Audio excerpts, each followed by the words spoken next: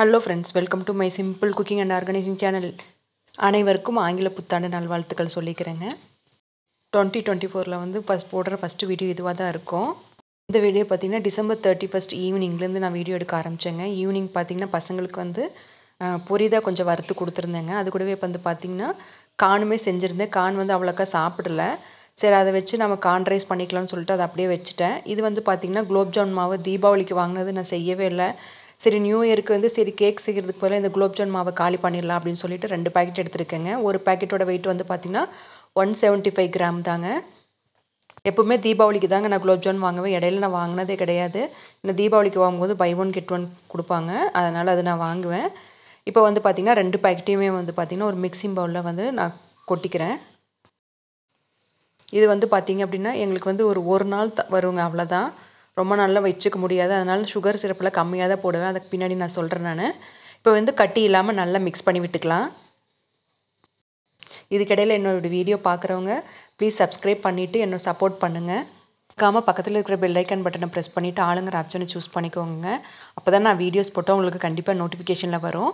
இப்போ வந்து பார்த்திங்கன்னா தேவையான அளவு தண்ணி தெளித்து நம்ம வந்து சப்பாத்தி மாவு கன்சிஸ்டன்சியில் வந்து நம்ம பிணைஞ்சு வச்சுக்கலாம். மேல் மாவு வந்து காயாமல் இருக்கிறதுக்கு கொஞ்சமாக எண்ணெய் தடவி வச்சுக்கலாங்க. குலோப்ஜாமுன் மாவு பிணையும் போது வந்து பார்த்திங்கன்னா ரொம்ப அழுத்தி பிணையக்கூடாதுங்க. அது கூடவே பார்த்திங்கன்னா தண்ணி வந்து அதிகமாகவும் இருக்கக்கூடாது, கம்மியாகவும் இருக்கக்கூடாது, மீடியமாக இருக்கணும். இப்போ வந்து பார்த்திங்கன்னா இதை வந்து க்ளோஸ் பண்ணி வச்சிடலாங்க. இது ஒரு ஊறிட்டு இருக்கட்டும். அதுக்கிடையில் வந்து பார்த்திங்கன்னா சுகர் சிரப் வந்து ரெடி பண்ணிடலாம். சுகர் சிரப்பு வந்து பார்த்திங்கன்னா 3 கப் அளவுக்கு சுகர் சேர்த்துருக்கேங்க. இந்த ஒரு கப்பு பார்த்திங்கன்னா 250 ml அளவு உள்ள கப்பு தாங்க. அப்ராக்சிமேட்டாக வந்து பார்த்திங்கன்னா அரை கிலோவுக்கு கொஞ்சம் அதிகமாக சுகர் இருக்கும், அவ்வளோதான். பேக்கெட்டில் வந்து பார்த்திங்கன்னா 90 கிராம்ஸ் வந்து சுகர் வந்து ஆட் பண்ண சொல்லியிருப்பாங்க. அவ்வளோ சுகர்லாம் நமக்கு தேவைப்படாதுங்க என்னை கேட்டால். குழந்தைங்க இருக்கிற வீடு இல்லைன்னா பெரியவங்களுக்கு இது ரொம்ப விரும்பி சாப்பிடுவாங்க தான். அதனால் ஒரு நாள் தான் வரும். அதனால் அந்தளவுக்கு நமக்கு சுகர் தேவைப்படாது. அதனால் வந்து பார்த்திங்கன்னா 2 பேக்கெட்டுக்கு வந்து 1 கிலோ 800 கிராமெல்லாம் சேர்க்க வேண்டியது இல்லைங்க. நான் இந்த அளவுக்கு தான் சேர்த்துருக்கேன். 3 கப் அளவுக்கு சுகருக்கு வந்து பார்த்திங்கன்னா 3 கப் அளவுக்கு தண்ணி சேர்த்துக்கிறேன். இது பாகுபதெல்லாம் வர வேண்டியது இல்லைங்க. இது நல்லா கரைஞ்சி கொஞ்சம் பிசு பிசுன்னு இருக்கணும், அவ்வளோதான். இப்போ அது வரைக்கும் நமக்கு வந்து கரைஞ்சிட்டு இருக்கட்டும். இதை க்ளோஸ் பண்ணி வச்சிடலாங்க.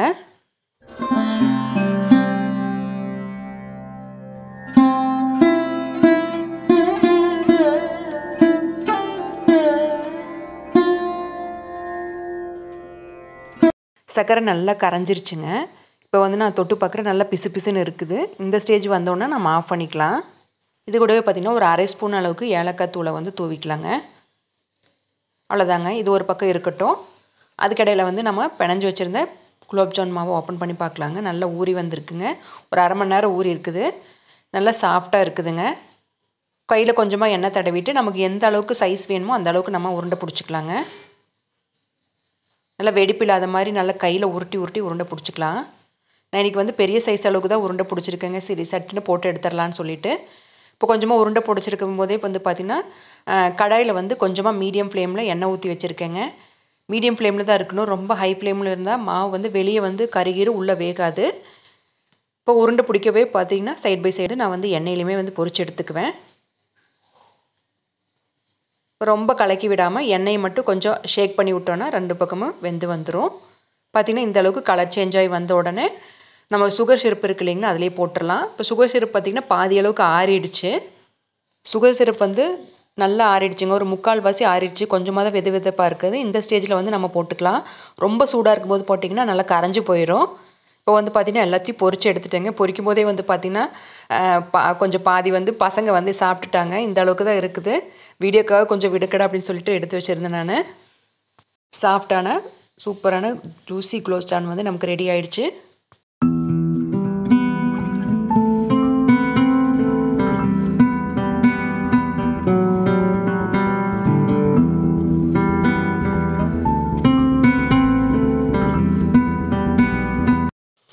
குலோப்ஜாமுன் செஞ்சு ஒரு 1/2 hour தான் ஆச்சுங்க. பார்த்திங்கன்னா எந்தளவுக்கு ஜூஸியாக சாஃப்டாக இருக்குதுன்னு பாருங்கள். வாயில் வச்ச உடனே கரைஞ்சிரும். அடுத்து வந்து என்னங்க, நமக்கு டின்னர் வேலை தான். நான் ஏற்கனவே சொல்லியிருந்தேன் இல்லைங்களா, பசங்களுக்கு கான் வந்து கொடுத்துருந்தேன். அதில் கொஞ்சம் பட்டர் போட்டதுனால அவங்க சாப்பிடவே இல்லை. சரி, கான் ரைஸ் செஞ்சிடலாம் அப்படின்னு சொல்லிட்டு ஒரு இரும்பு கடாய் வச்சுருக்கேங்க. நான் குலோப்ஜாமுனுக்கு வந்து பொரிச்ச அதே எண்ணெய் வந்து நான் கொஞ்சமாக சேர்த்துக்கிறேன். நான் ரொம்ப சிம்பிளாக செய்யலாங்க, ஆனால் ரொம்ப டேஸ்ட்டாக இருக்கும். ஒரு 5-6 பல்லு பூண்டை வந்து நல்லா நறுக்கி சேர்த்துக்கிறேன். இது வந்து பார்த்திங்கன்னா பிரியாணி இலைன்னு சொல்லுவாங்க, அதை வந்து கொஞ்சமாக சேர்த்துக்கிறேன். நீங்கள் பிரிஞ்சி இலை கூட சேர்த்துக்கலாம். ஒரு வெங்காயத்தை ரஃப்பாக கட் பண்ணி சேர்த்துக்கிறேங்க. இதெல்லாம் செய்யும்போது வந்து பார்த்திங்கன்னா நல்லா ஹை ஃப்ளேமில் வச்சு செஞ்சுக்கலாங்க. கொஞ்சமாக உப்பு சேர்த்துக்கிறேன்.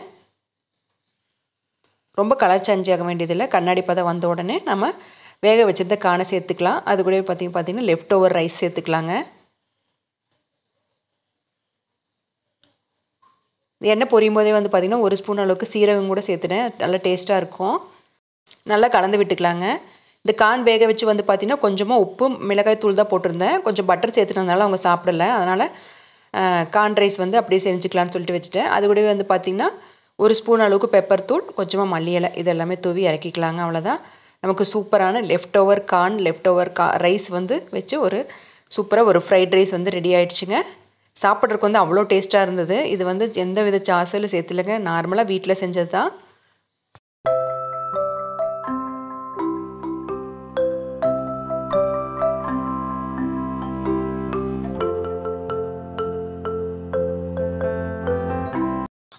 அவ்வளோதாங்க, சூப்பரான ஹெல்த்தியான நம்ம வீட்டிலே செஞ்ச கார்ன் ஃப்ரைட் ரைஸ் வந்து ரெடி ஆகிடுச்சு. என்னை பொறுத்த வரைக்கும் வந்து பார்த்திங்கன்னா எதுவுமே வந்து லெஃப்ட் ஓவர் ஆச்சுன்னா அதை வச்சு என்ன செய்யலான்னு தான் யோசிப்பேங்க. அதை வந்து வேஸ்ட் பண்ணவே மாட்டேன் நான். டின்னர்லாம் சாப்பிட்டு முடிச்சாச்சுங்க. ஒரு 12 வரைக்கும் முடிச்சிருந்தோம். அதுக்கப்புறமேட்டு தான் தூங்க போனோமே. அப்போல்லாம் வீடியோஸ் எடுக்க முடியல. இப்போ வந்து காலையில் வந்து பூஜை ரூமெல்லாம் க்ளீன் பண்ணிகிட்ருக்கேன். காலையில் வந்து முதல்ல நாங்கள் வாங்கின பொருள் வந்து பார்த்திங்கன்னா கல்லுப்பு மஞ்சத்தூள் தான். ரெண்டுமே வந்து பார்த்திங்கன்னா லட்சுமிகரமான மங்களகரமான பொருளுங்க. இது வந்து ஃபஸ்ட்டு இதை வாங்கி வைக்கும்போது வந்து நம்ம லைஃப் இந்த இயர் ஃபுல்லாகவே நல்லாயிருக்கும். காலையில் பிரேக்ஃபாஸ்ட் நாங்கள் செய்ய போகிறேன். சிம்பிளாக தோசை, அது கூடயே பார்த்திங்கன்னா வெங்காயம் தக்காளி போட்டு அரைச்ச சிம்பிளான ஒரு தக்காளி சட்னி மாதிரி செஞ்சுருக்கேன் நான். இந்த தோசைக்கல் வந்து பார்த்திங்கன்னா கேஸ்ட் அயர்ன் தாங்க. நம்ம ஆன்லைனில் கம்பேர் பண்ணும்போது கடையில் வாங்குறாங்க இது 500 ருபீஸ் தான். நான் தோசை வந்து பார்த்திங்கன்னா ரொம்ப கிறிஸ்பியாகவும் நல்லா மொறுன்னு கிடைக்குதுங்க. கண்டிப்பாக இந்த மாதிரி லோக்கல் ஷாப்பில் கிடச்சிதுன்னா வாங்கிக்கோங்க. ஆன்லைனில் கம்பேர் பண்ணும்போது ரொம்ப கம்மி விலையில் தான் கிடைக்குது. தோசை பார்த்திங்கன்னா நல்லா ஒட்டாமல் நல்லா கிறிஸ்பியாக வருது.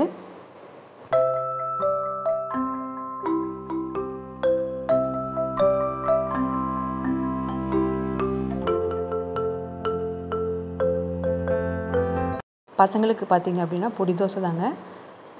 இப்போ வெங்காயம் தக்காளியில் வதக்கி அரைச்சாச்சு. இதுக்கு ஒரு தாளிப்பு கொடுத்துட வேண்டியதாக.